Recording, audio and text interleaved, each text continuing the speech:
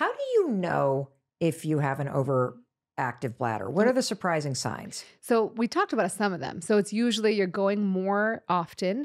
So like more than 8 times a day. 8 is considered technically normal. So if you're going more than 8 times a day, now, of course, I caution that with if you're drinking a ton, like a lot of people are drinking a gallon of water, they're walking around with that big water bottle, you're going to go a lot, right? So like sort of use your judgment in terms of like, okay, maybe if I cut back my fluid, it'll save you a trip to the doctor, right? Maybe if I cut back my fluid and see if it's still a problem, then you can make a decision. Like, I love my water intake, I'm going to keep doing it. Fine, but you're going to go a lot, right? So that I think a lot of people, sometimes it's like, hey, look out at your fluid intake, going urgently. So usually you get an urge. Everyone gets an urge to pee, right? But can you delay it? Can you actually like take a second, finish what you're doing, walk calmly to the bathroom? Or is it so strong that you got to go and you can't wait? And is that becoming a problem, right? Okay, of course, occasionally we've all held our urine, right? You're in a long car ride, Right.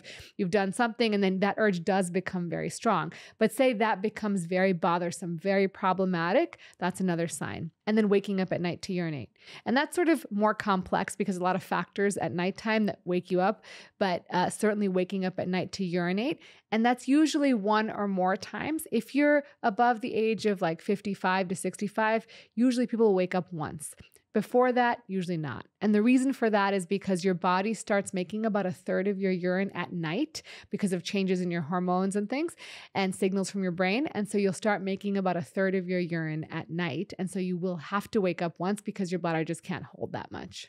So how often is it normal to pee at night, or should you not be peeing at night? So none if you're younger than about 55 and once after about 55. And if you're drinking, though, if you're drinking a ton either before bedtime or some people will like have a glass of water at their bedside and they'll wake up to pee. Yeah, absolutely. You're going to have to wake up. So then you sort of manage your quality of life versus how thirsty you are and like how bothered you are, right? But if you're like, man, I really need my sleep, then you got to quit that glass of water by your bed or stop drinking a couple hours before bedtime.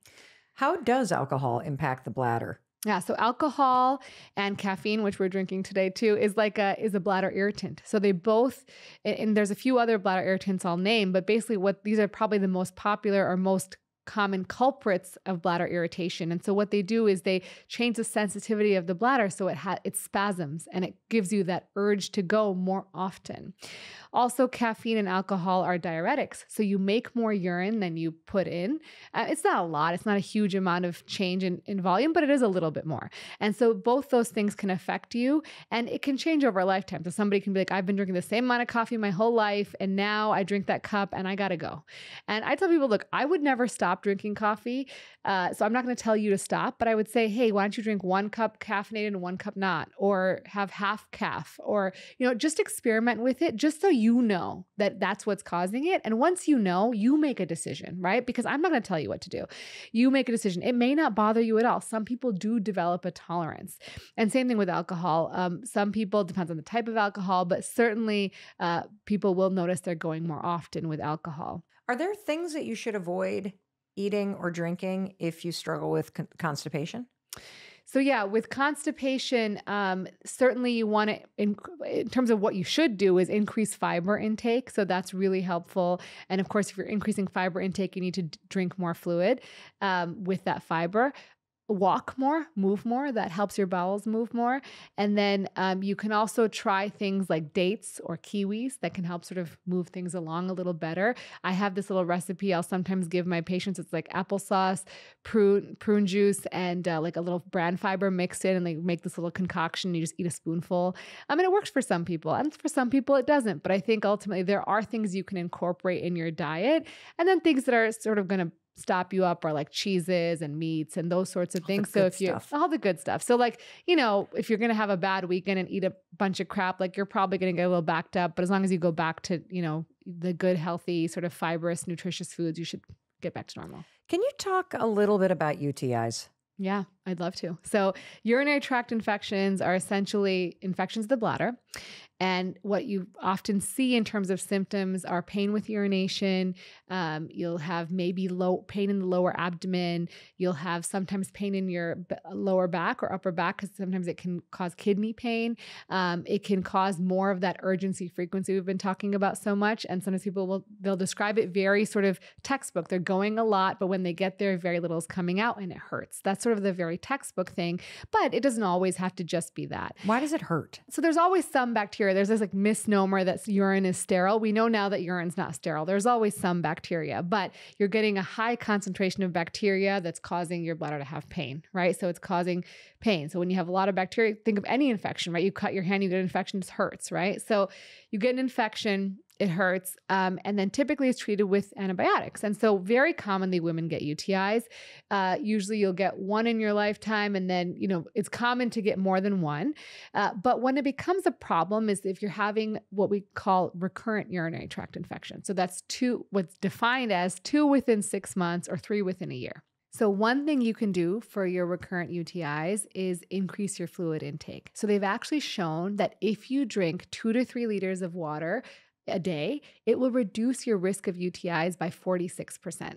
Wow. So just drinking 2 to 3 liters of fluid a day decreases UTI risk by 40+%? Correct. Wow. Yeah. Okay. So that's an easy one, We right? can do We're that. diluting the bacteria, and our bodies are pretty amazing that 40% of the time, if you have any bacteria, your body will just take care of it, right? And you don't have to treat it if it goes away, right? Does cranberry truly treat it too? So yeah, cranberry, there's some data on cranberry. It's actually in our American Urological Association guidelines for recurrent UTIs that you can use cranberry. The evidence is solid enough that cranberry may help prevent recurrent UTIs. Now, what kind of cranberry, right? If you're buying the sugar-filled cranberry juice, that's like 5% juice, that's not going to work. Right, the cranberry cocktail. Yes, that's not going to work. We're not talking about that, everybody. You can try concentrated cranberry juice, although I find it to be very difficult to drink and it's very unpalatable. Yeah. So usually you want to look for a cranberry supplement that's made from the berry itself. You don't want a whole berry product because they're using the skins and the stems of the berry. You actually want it from the fruit of the berry itself.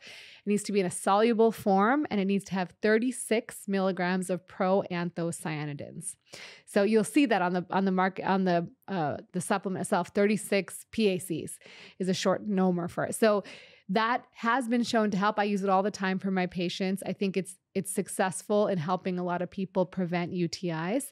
And then the other thing is we talked about constipation, but commonly that's an issue. And then, we want to make sure there's nothing else going on. So if you try those things and you're still getting UTIs, you want to make sure you don't have a kidney stone. If you've had a surgery down there, like say you've had a sling, you want to make sure there's no stitch or anything in your bladder. So you want a urologist to look in there and make sure there's nothing going on. So if I'm hearing correctly, is there a connection between being constipated and getting a UTI? Yeah, absolutely. So why? We don't know the exact reason, but likely it's because it's full of stool, and there's more bacteria from the stool that are, there's more amount of them that's then more likely to get into the vagina and into the urethra. And the reason women get them more often is because our urethra is shorter. It's about 2 to 3 centimeters long, whereas men's urethra is significantly longer. So men don't get UTIs that much. And if a man gets a UTI, he shouldn't wait for 2 or 3. He should see a urologist because men shouldn't get UTIs. So there may be something really going on. Maybe he's not emptying his bladder. Maybe his prostate is inflamed, whatever. But just to get evaluated to make sure there's nothing else going on. Dr. Rena, do you also recommend that after sex you go to the bathroom right away? Yeah, so that's a great question. I think that people think that you have to. And I say there's no good data saying that if you pee after sex, like you're definitely preventing a UTI. But you bring up a good point that UTIs after sex are common. Now, it doesn't mean that you're dirty or your partner's dirty. It just means that the actual action of sex is going to make it so that you're having this thrusting motion, bacteria are more likely to get into the urethra and have a urinary tract infection. And, if you're having specifically infections after sex, there are sort of techniques that we can help you with in terms of you could try maybe a cranberry supplement on the day of sex and on the day after. You can try increasing fluid intake. You could even take like a very low dose antibiotic after sex if it's really an issue, but ultimately get evaluated to make sure nothing else is going on. And then we have some sort of tools in our toolbox to help. Is cranberry really that effective to prevent it? Because, I think a lot of us have had an experience where you had an amazing weekend. Mm-hmm. You went away with the person that you're crazy about. You have sex all freaking weekend long. You come home, you're exhausted, you're a little sore. Next thing you know, UTI, like textbook. Yeast infection, boom, UTI. And so simply that cranberry with the 36, like that's powerful enough if you kind of do it before and after? You know, there's no data on that, but Okay. that's sort of something that like, if you don't want to take an antibiotic, like say, you know, you definitely don't want to do that. It's something we can try. Got it. And what I would say is, you know, if you're having a crazy wild weekend, you're probably a little dehydrated, right? So that's probably part of it. Or you're traveling, you're not drinking as much, you're not moving as much. Like there's a lot of factors. Very often we see it around travel. So because people are dehydrating themselves around travel, you don't realize it, right? You're just like having a great time. You're not thinking about how much fluid you're taking in.